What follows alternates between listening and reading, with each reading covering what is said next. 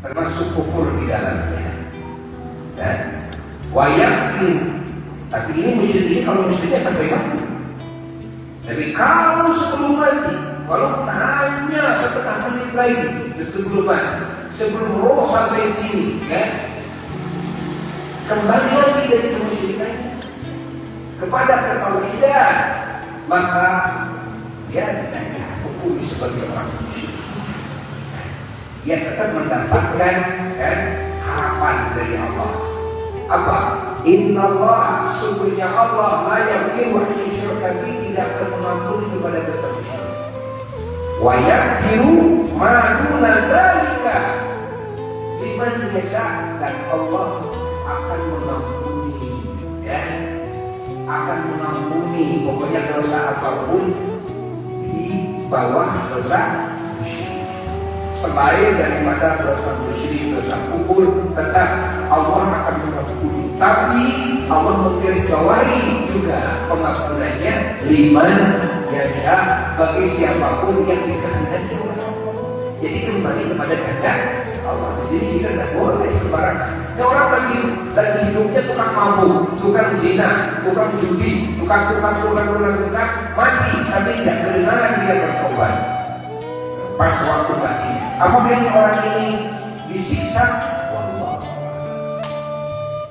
mungkin dia disiksa, tapi jika Allah tidak mengampuni, mungkin dia tidak disiksa jika Allah mengampuni. Ditambah lagi adalah dengan adanya syafaat. Dan pengampunan ini, pengampunan dari Allah ini ada pengampunan yang murni tanpa ada pertolongan siapapun. Ada yang pengampunannya itu atas dasar memo dari kekasih-kekasih Allah. Siapa yang pertama adalah para nabi, semua ulama, yang kedua para ulama, yang ketiga semua syuhada, orang-orang yang mati syahid. Dan orang-orang yang mati syahid, mereka adalah nanti adalah orang para penguasa yang di akhirat. Dan tiga kelompok ini penguasa yang di akhirat, artinya punya wewenang dari Allah, bisa memberikan syafaat. Ini makna daripada yang kita sering baca dalam ayat kursi, mantal ladzi yashfa'u 'indahu. Artinya mantal ladzi yashfa'u, tidak ada yang bisa memberikan syafaat kepada yang lain di sisi Allah illa bi'idznihi, kecuali dengan izin. Artinya bakal ada nanti orang-orang yang oleh Allah dikasih izin untuk memberikan syafaat. Ini dikecualikan oleh Allah, yaitu para nabi, para ulama, dan para syuhada. Maka kita harus selalu baik sangka kepada sesama muslim. Maka yang masuk surga itu ada yang kelompok yang ketiga ini, yaitu mereka orang yang berdosa. Tapi orang yang berdosa ini dia diampuni oleh Allah, padahal dosanya besar, maka ini tidak jadi masuk neraka. Mudah-mudahan kita yang tak masuk ke situ. Kenapa? Kalau semacam buaya ini, kalau masuk kelompok yang bersih, aduh, akan datang.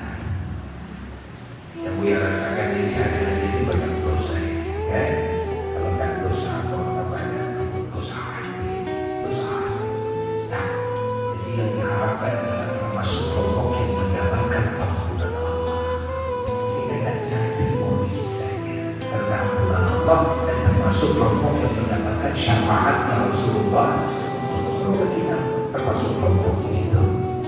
Lalu ada lagi yang tidak diampuni oleh Allah, tidak ada yang memberikan syafaat kepadanya, akhirnya itu dimasukkan ke neraka. Tapi dia punya iman. Apakah dia akan abadi di neraka ini? Rasulullah sudah mengatakan dalam hadisnya, yakhruju minan nar man kana fi qalbihi mithqalu habatin min khardalin min iman, akan keluar dari api neraka orang yang di dalam hatinya ada sebesar biji sawi lah, cahaya daripada cahaya iman. Masya Allah, Masya Allah, Masya Allah. Walaupun banyak dosa, andai kata dia mati, mungkin dia diampuni oleh Allah, mendapat syafaat dan atau syafaatnya sudah ada, sehingga tidak jadi disiksa. Mungkin juga dia masuk neraka, kan? Tapi dia tidak akan abadi di neraka. Dan pada akhirnya dia akan dimasukkan ke surga. Artinya semua umat Nabi Muhammad Sallallahu Alaihi Wasallam yang satu kelompok itu dari 73 kelompok, ya, yaitu umatul ijabah. Kalaupun dia masuk neraka, tetap dia akhirnya akan masuk surga. Maka makna dari hadis ini, ya, semuanya akan masuk surga. Artinya kemungkinannya begini: satu, masuk surga tanpa neraka dulu. Kedua, masuk surga transit dulu di neraka. Tetap semua ahli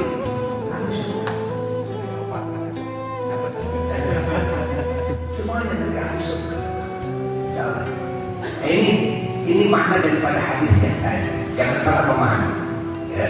Karena kalau jumhurnya para ulama pemahaman seperti itu. Ada sebagian yang memahami bahwa yang 73 golongan itu semuanya adalah umat Islam. Lalu nanti berkotak-kotak, nah, kesananya ada yang lebih ngaco lagi. Nanti ada yang kunut, ada yang tidak kunut. Ini lebih ngaco lagi. Ini lebih ngaco lagi. Baru kita semuanya. Padahal yang dimaksud bukan umatul ijabah, tapi hanya umatul dakwah, termasuk orang-orang kafir. Orang-orang kafir macam-macam. Ada yang menyembah berhala, ada yang menyembah api, ada yang menyembah sapi, ada yang menyembah udah berapa firqah itu, ya, dan banyak firqahnya. Nah, maka kita bersyukur kepada Allah dijadikan hamba Allah yang beriman. Kita bersyukur kepada Allah. Allah Subhanahu wa Ta'ala untuk menyelamatkan, membahagiakan hambanya, dan Allah Ta'ala memberi, ya, kepada hambanya bekal untuk agar hambanya ini selamat, bahagia, mulia, untung dari dunia sampai akhirat dengan 3 bekal. Satu, dengan bekal keyakinan. 2, dengan bekal akhlak. Ya, akhlak itu disebut ihsan.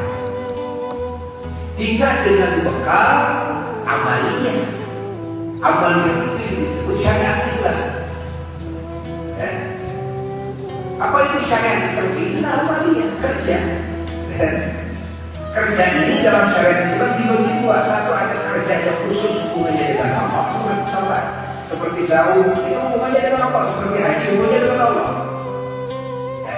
Kedua, kerja ini hubungannya dengan sesama makhluk Allah.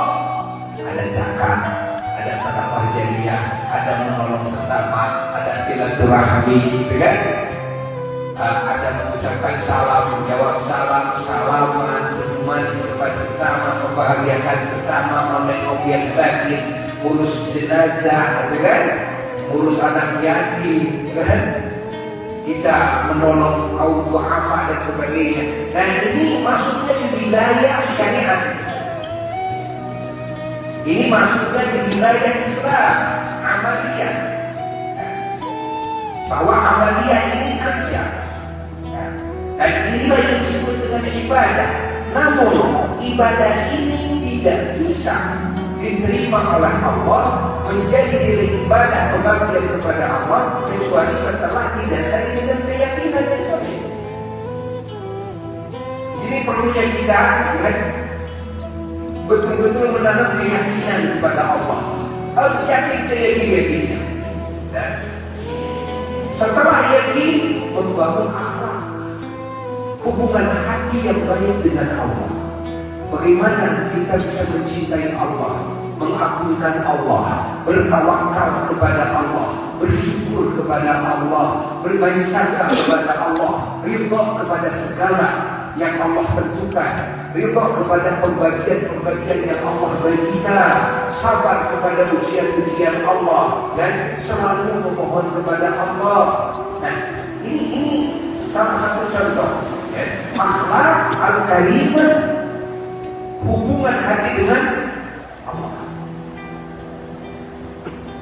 Lalu ada hubungan hati dengan sesama makhluk Allah. Seperti apa? Seperti cinta kepada sesama makhluk, menyayangi sesama makhluk, semuanya karena Allah. Ya. Hati baik sangka kepada yang lain, tawadu, hati ini merendah, merasa makhluk yang paling berdosa, makhluk yang paling hina dibanding dengan siapapun ciptaan Allah. Jadi itu namanya tawadu. Lalu juga apa? Lalu juga di dalam hati selalu ya, mendoakan orang-orang lain, bahkan makhluk Allah yang lainnya dengan segala doa-doa yang baik. Nah, ini adalah sifat-sifat yang bagus, yang mulia, yang ada dalam hati ketika hati berhubungan dengan sesama makhluk Allah. Nah, ini harus ditaruh kedua setelah keyakinan.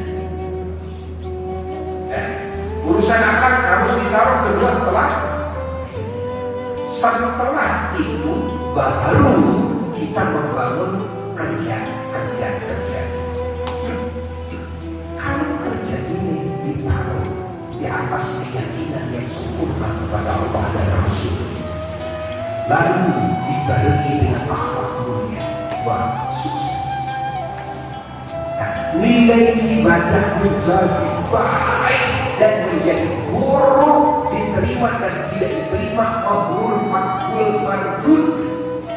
Makbul diterima, mabrur, wah dianggap hebat oleh Allah dan lebih daripada makbul. Mardud ditolak oleh Allah Ta'ala. Sebetulnya bergantung amal ini kepada keyakinannya kepada Allah, kepada akhlaknya kepada Allah, dan kepada Rasulnya Sallallahu Alaihi Wasallam. Baru setelah itu berbicara masalah aturan-aturan di dalam amaliyah. Sholat ada aturannya, puasa, haji, semua ada aturannya, bisnis ada aturannya, rumah tangga ada aturannya. Tapi walaupun kita mengikuti aturan, setelah hati kita tidak baik kepada Allah, sudah ada kepada Allah dan Rasul, hancur.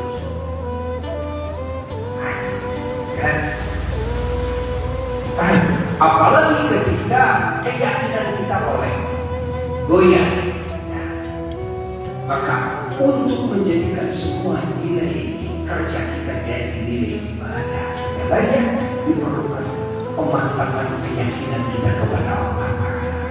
Ya, harus bagaimana untuk memantapkan keyakinan? Ini harus belajar kita bagaimana kita bisa selalu mengingat Allah, bagaimana kita bisa selalu berhubungan dengan Allah, bagaimana kita selalu bisa berdoa kepada Allah. Dibiasakan hari-hari kita itu seperti itu. Ya Allah, ya Allah, dengan bahasa kita, dengan bahasa kita bangun itu dengan bahasa ya Allah. Ya Allah, terima kasih ya Allah. Apa sudah diinginkan dengan bahasa kita, supaya tidak canggung. Karena kadang-kadang dengan bahasa Arab canggung, kayak wiridan dan ini. Alhamdulillah dari akhirnya pada pemantauan nusyur. Bagaimana perasaan kita kepada Allah saat itu? Ya, tidak pernah merasa saya makhluk, tidak pernah merasa saya, tidak pernah merasa bahwa saya ini sangat membutuhkan Allah. Kalau tidak ada pertolongan Allah dan kasih sayang Allah, saya akan secelakaan-celakanya. Ya. Saat itu kita harus merasa bahwa saya betul-betul diperhatikan oleh Allah, saya betul-betul disayang oleh Allah, saya betul-betul dilimpahi rezeki oleh Allah. Begitu kamu semua masih butuh. Bukankah saudara-saudara kita di Turki dan di Syria, di saat mereka tidur, kita juga sudah ada di alam kubur, kita berdua sudah ada di alam kubur. Dan ini kejadian banyak yang menimpa saudara kita yang ada di kita, ya, yang ada di Cianjur, waktu dulu yang ada di Jogja, dan banyak lagi. dari Aceh dan sebagainya. Tapi ketika bangun putus, rumah kita putus, keluarga kita putus semuanya. Masya Allah, adakah rasa bahwa kita disayangkan?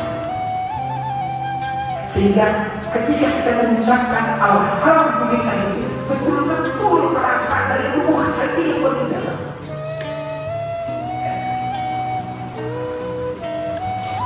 Kan kita bisa merasakannya kan, kebahagiaan, rasa syukur. Contoh, jadi kita mau lebaran lah, dikasih THR momennya. Itu ada THR, THR tunjangan, kan? Gimana rasanya? Kita apalagi lagi butuh, kan? Apakah kita tidak membutuhkan Allah? Kalau kita diusir dari wilayah kasih sayangnya, bagaimana nasibnya? Ya.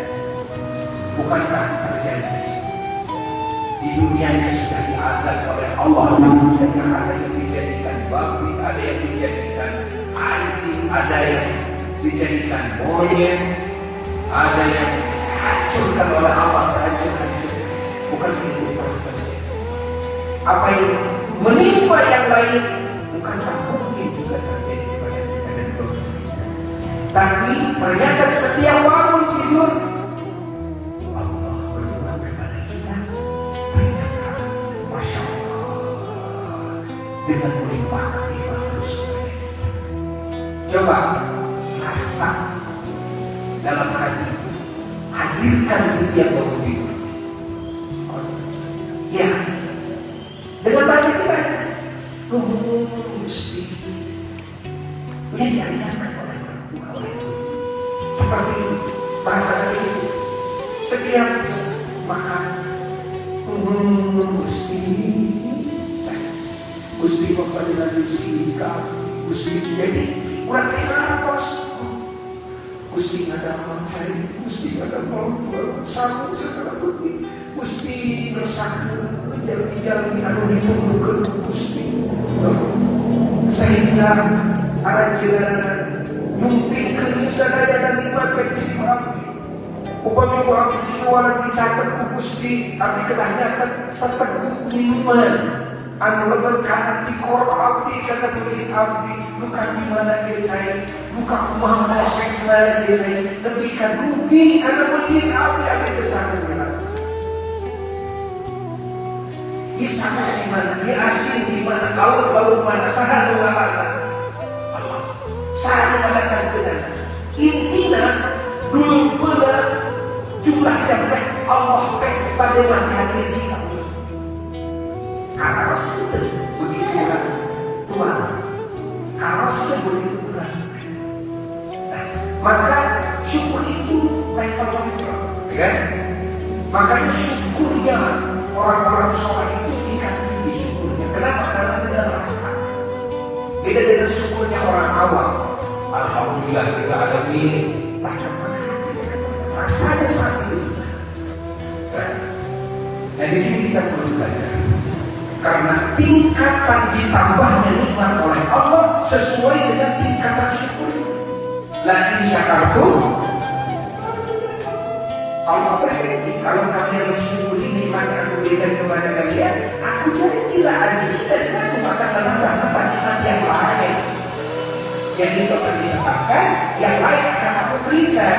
Namun pemberian Allah ini tambahkan sesuai dengan tingkatan syukur kamu kepada.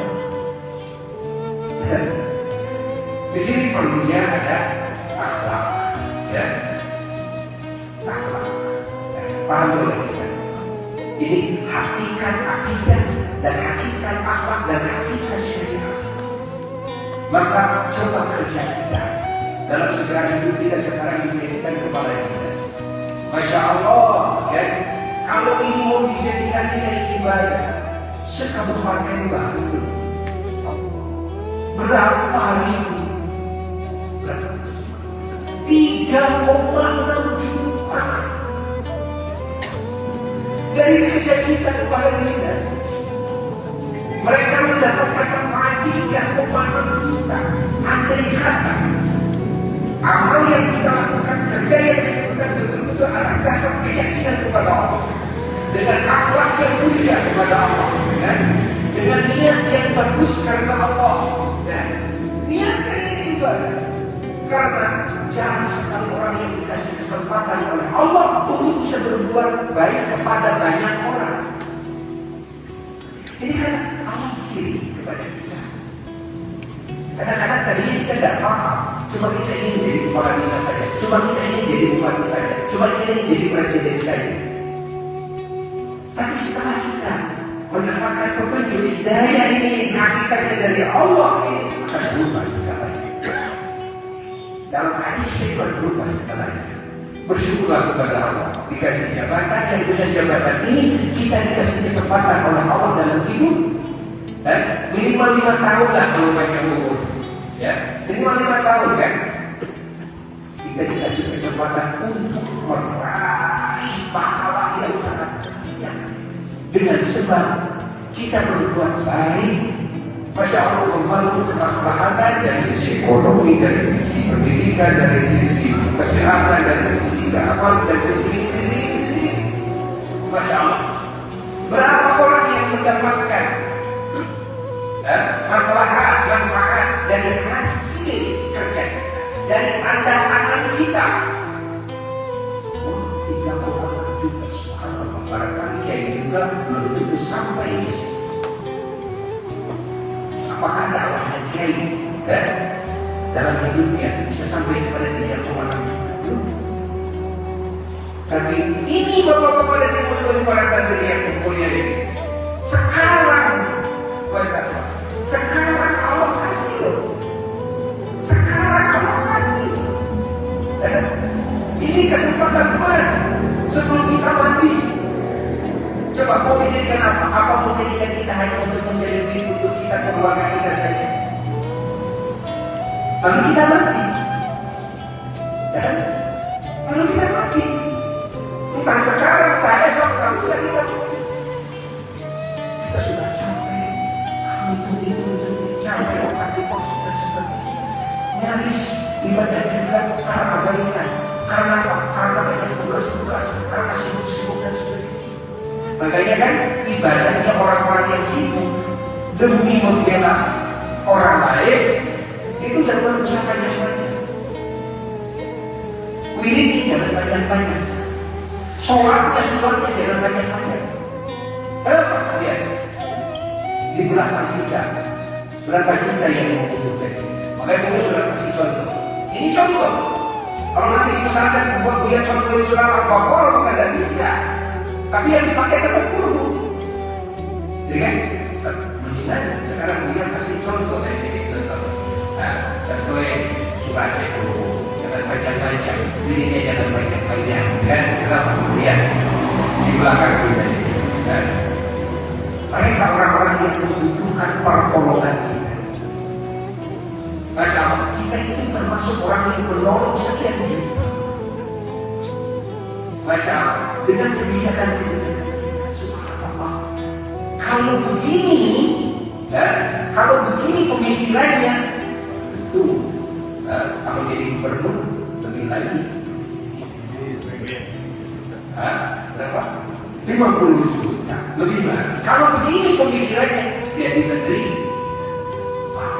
Kalau begini pemikirannya, jadi presiden. Masya Allah, se-Indonesia yang mendapatkan manfaat. Tuh. Cuma kan kebanyakan manusia karena tidak didasari dengan keyakinan, tidak didasari dengan akhlak, tidak didasari dengan aturan-aturan yang Allah tentukan dalam hidup, akhirnya sampainya sia-sia, pengorbanannya sia-sia, hanya buat mengguli-guli, tidak peduli halal dan haram, kan? Padahal Nabi sudah mengatakan kullu lahmin nabata minal haram fannar aula bih. Setiap daging yang jadinya dari yang haram, makanan yang haram, ya, maka apilah yang paling pantas bersemayam di dalam. Dan kita masih makan kepada istri kita, anak kita, semua yang haram. Nah, ini perlu dicapkan oleh kita semuanya dalam hidup. Karena buat apa lagi sih? Apa yang kita kejar? Ini kesempatan emas dari Allah. Ingat, Sebetulnya ini sudah ditentukan oleh Allah di azalnya, kita akan dijadikan hadis. Kita akan dijadikan bupati. Apakah keinginan kita disebut? Tidak. Semuanya ini sudah diatur oleh Allah, dikirim oleh Allah Ta'ala.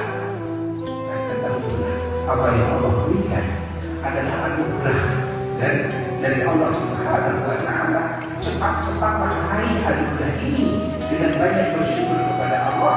Gunakan ini, ya, dijadikan ini ibadah, ya. Dan juga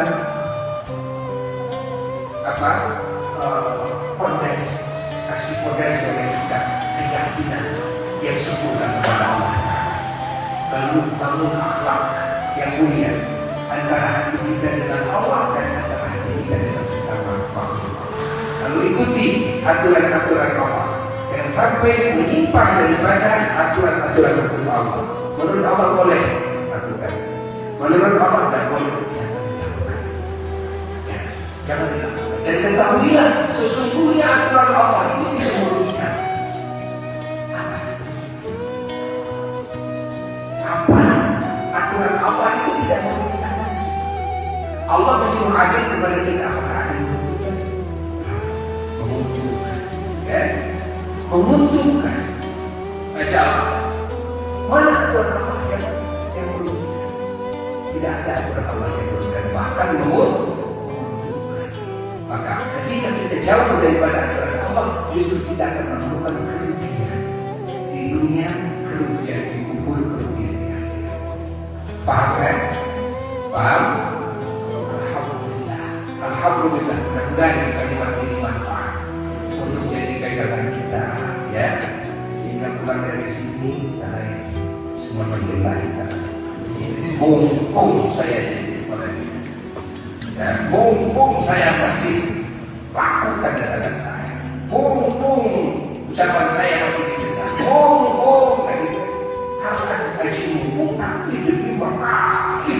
Masya Allah, nilai ibadah pahala yang luar biasa, dan ini akan jadi sejarah hidup kita, yang nanti kita akan ditulis laporan kepada Allah ketika kita ditanya, dan akan menjadi kebanggaan kita ketika kita di dunia bisa membela banyak makhluk-makhluk Allah Ta'ala. Mudah-mudahan Allah istiqomahkan kita semuanya di jalan yang Allah ridhoi, membimbing hati kita terus kepada segala hal yang Allah cintai, dan hingga kita mati ada dalam husnul khotimah, ya. Mudah-mudahan jabatan kita ini berkah. Dan Allah terus kepada kita memberikan kesempatan untuk meraih keuntungan yang lebih besar, ya. Baik keuntungan ini kembalinya kepada kita, kembalinya kepada keluarga kita, wabil khusus kembalinya kepada semua manusia, ya. Walaupun kita menjadi pemerintah di Kabupaten Bandung, tapi tidak menutup kemungkinan karya kita ini bisa manfaat bagi semua warga Indonesia. Ya, dan mudah-mudahan ada di antara kita juga, ya, yang dikasih kesempatan bisa lebih tinggi lagi kesempatannya lebih banyak lagi. Dan karena di sini masih banyak yang muda-muda. Nah, tapi di sini sudah banyak juga yang siap pensiun, ya. Iya, kita doakan. Yang siap pensiun juga Allah Subhanahu wa Ta'ala dikasih job lagi yang lebih baik dan lebih barakah. Ya, ada yang lebih barakah itu setelah pensiun, ada yang ketika dia menjabat, kan? Kita doakan bersama-sama, berdoa kepada Allah, ya. Mudah-mudahan kalimat ini manfaat bagi kita semuanya, dan Allah mengabulkan segala cita-cita kita, segala kinerja kita semuanya ditolong oleh Allah, diridhoi oleh Allah. Bismillahirrahmanirrahim.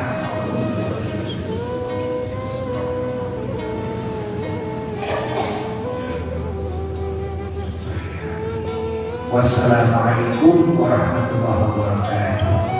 Kembali ada tambahan. Nah, lalu insyaallah kita nanti pagi, ya, kumpul di sini jam 3:30. Bangun setengah 2, lalu mandi dulu. Jam 4.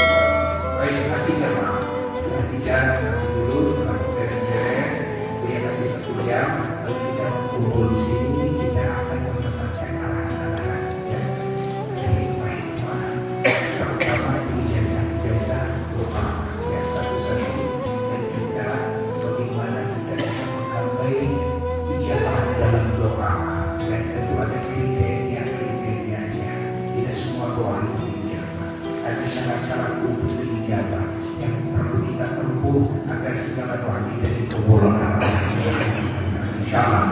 Mudah-mudahan panjang umur, semuanya sehat walafiat, semuanya segala urusan lancar semua. Wassalamualaikum warahmatullahi wabarakatuh.